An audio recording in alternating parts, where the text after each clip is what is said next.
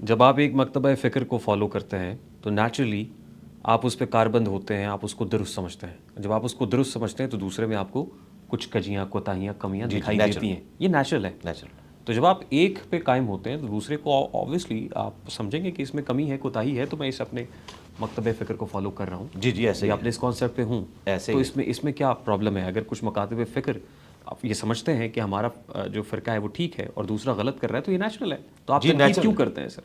مجھے ان سے اختلاف یہ ہے کہ یہ کافر کہتے ہیں اور کہتے ہیں یہ جہنمی ہیں، اسلام سے نکل چکے ہیں. ان کے پیچھے نماز پڑھنا حرام، انہیں چندہ دینا حرام. ان کی مسجد میں جائیں تو مسجد والے دھوئیں گے مسجد کو. رفع الیدین کرنے والا اگر کسی بریلوی کی مسجد میں چلا جائے، آج بھی انڈیا میں ایسی مساجد ہے، پاکستان میں تو گاؤں ایریا میں بہت زیادہ تھی، اب تھوڑی سی ٹالرنس آئی ہے. اور کتابوں میں تو ان لوگوں نے لکھا ہوا ہے کہ ایک دوسرے کی مساجد کو انہوں نے کہا ہے کہ عبادت گاہیں ہیں، یہ مساجد نہیں ہیں. یہ اختلاف ہے. اگر یہ علمی اختلاف رکھتے نا اور کہتے کہ ان کا موقف ان کے نزدیک زیادہ بہتر ہے، ہمارے نزدیک یہ موقف بہتر ہے، لیکن ہم ایک دوسرے کے پیچھے نماز پڑھیں گے، نکاح طلاق کے معاملات بھی ہمارے آپس میں چلیں گے، خوشی غمی پہ بھی ملیں گے، ایک دوسرے کو کافر نہیں سمجھیں گے، کو ایگزسٹ کریں گے جس طرح کے ہمارے پولیٹیشنز کرتے ہیں. شادی بیاہ کے موقع پہ آپ کو P T I, known league, Jamaat Islami, سارے سیاستدان ایک جگہ ہنستے مسکراتے ہوئے نظر آئیں گے، تقریریں ایک دوسرے کے خلاف کریں گے، لیکن جب ان کی خوشی غمی ہوتی ہے تو سارے ایک جگہ پہ جمع ہو جاتے ہیں. لیکن فرقوں والے ایسا نہیں کرتے. یہ رمضان نشریات میں جمع ہوتے ہیں اور ریئل ٹائم ہمارے پاس انفارمیشن ہے ان اینکرز کی طرف سے کہ جیسے ہی نماز مغرب کا ٹائم آتا ہے نماز اپنی اپنی پڑھتے ہیں. کے ایف سی اور میک ڈونلڈ سے منگوایا ہوا کھانا ایک جگہ پہ بیٹھ کے کھاتے ہیں، نماز نہیں ایک جگہ بیٹھ کے پڑھتے ہیں.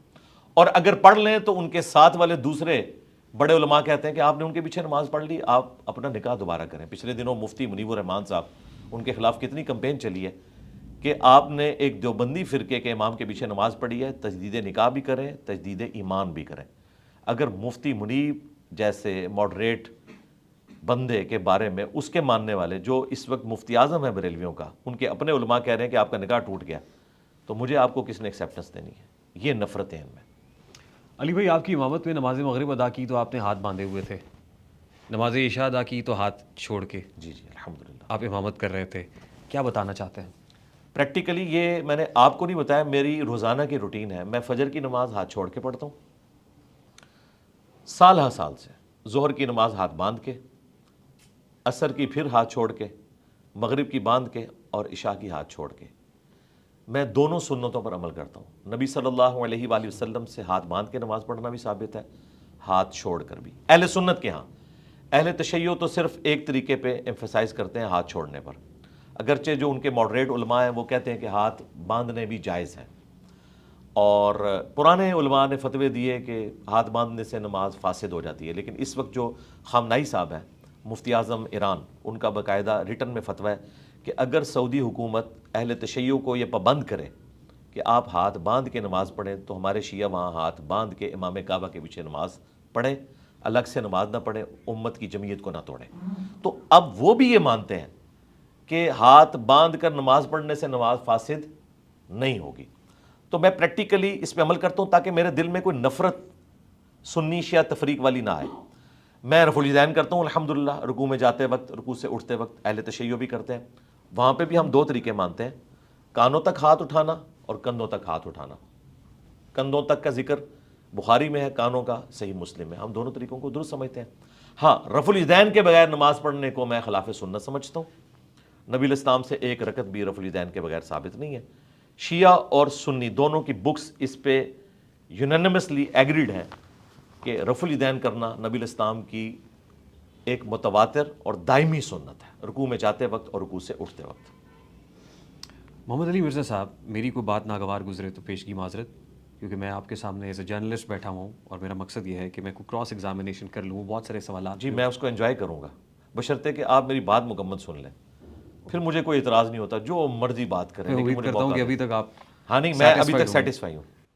علی بھائی، خود کو علامہ کہلوانے کے لیے یا عالم اپنے نام کے ساتھ لکھنے کے لیے آپ کو غالباً درس نظامی کا کورس کرنا پڑتا ہے 4 سال کا. اس کے بعد مفتی ہونے کے لیے فردر ایک اسپیشلائزیشن ہے کہ آپ فتویٰ جاری کر سکیں تو سند آ جاتی ہے، وہ دارالفتہ اور دیگر. آپ کے پاس جو علم ہے اس کی اساس کیا ہے؟ پہلی بات ہے کہ ہم کوئی فتویٰ نویسی کا کام کرتے ہی نہیں یہاں پہ، اور جو فتوے دے رہے ہیں ان میں سے بھی کوئی مفتی نہیں ہے، سب کے سب نقال ہیں۔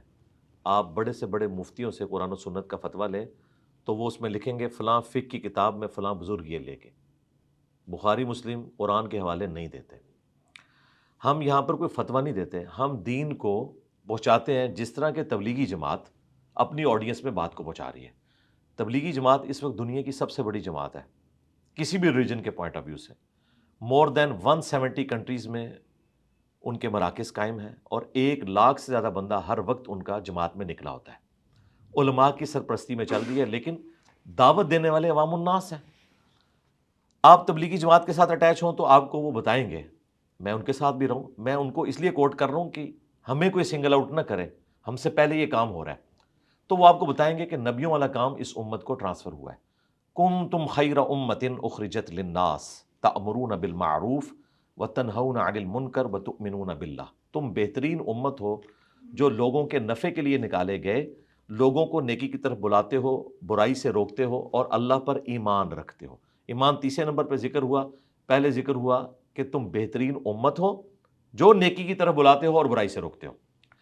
اسی بنیاد کے اوپر تبلیغی جماعت ورکنگ کر رہی ہے کہ پوری امت کا کام ہے، یہ علماء کا کام نہیں ہے۔ ڈاکٹرز اور انجینئرز اور پروفیسرز اور مفتیوں کی مثال یہاں پر اس لیے فٹ نہیں ہوتی کہ یہ پوری امت نے کام کرنا ہے، اور کتنا کام کرنا ہے۔ صحیح بخاری میں حدیث ہے بلغوا عنی ولو آیہ، پہنچا دو میری طرف سے ہاں ایک آیت ہی آتی ہو۔ جس کے پاس ایک آیت ہے نا اس کے پاس رسول اللہ کی ڈگری ہے، دیوبند بریلوی کی نہیں، رسول اللہ کی ڈگری صلی اللہ علیہ وآلہ وسلم۔ سن 61 ہجری میں جب ایک واقعہ ہوتا ہے، واقعہ کرب و بلا، تو اہل سنت اور اہل تشیع جو مکتبہ فکر ہے وہ تو اس وقت جنم لے لیتا ہے، دو فرقے تو موجود ہیں، آپ کا کسی فرقے سے کوئی تعلق نہیں؟ ہاں، فکر کے اعتبار سے ہم اپنے آپ کو اہل سنت کہتے ہیں، فکر کے اعتبار سے، فرقے کے اعتبار سے نہیں۔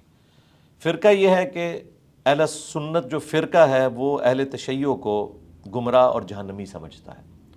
اہل سنت فکر یہ ہے کہ وہ قرآن و سنت اور اجماع امت کو اتھارٹی مانتے ہوئے اہل بیت اور صحابہ کے فہم کے مطابق اپنے دینی معاملات کو لے کے چلتے ہیں، لیکن کسی کی تکفیر نہیں کرتے، صرف ان کی گمراہی ان پر واضح کرتے ہیں۔ اور یہ ایک ایسی تقسیم ہے جو 61 ہجری میں رسول اللہ کی وفات کے 50 سال بعد ہوگی، یہ میں نے نہیں کروائی۔ دو گروپ بن گئے، ایک خلافت کے نظام کو لے کے چل رہے ہیں، دوسرے امامت کو۔ اس تقسیم میں اگر آپ دیکھیں تو میں اہل سنت کی فکر پر ہوں، فرقہ اہل سنت نہیں، فکر پہ۔ اس لیے ہم نے یہاں پر اہل سنت کی کتابیں احادیث کی رکھی ہوئی ہیں، لیکن اہل تشیع کو ہم مسلمان سمجھتے ہیں، اور ہماری اور اہل تشیع کی جو کامن بک ہے وہ ہم نے سب سے اوپر رکھی ہوئی ہے، قرآن اور اہل بیت غدیر خم پر بھی، قرآن حجۃ الوداع کے موقع پر بھی۔ رہا سنت کا معاملہ، آپ اہل سنت کی احادیث سے اسے ڈرائیو کریں یا اہل تشیع کی، 80 to 90% چیزیں کامن ہیں۔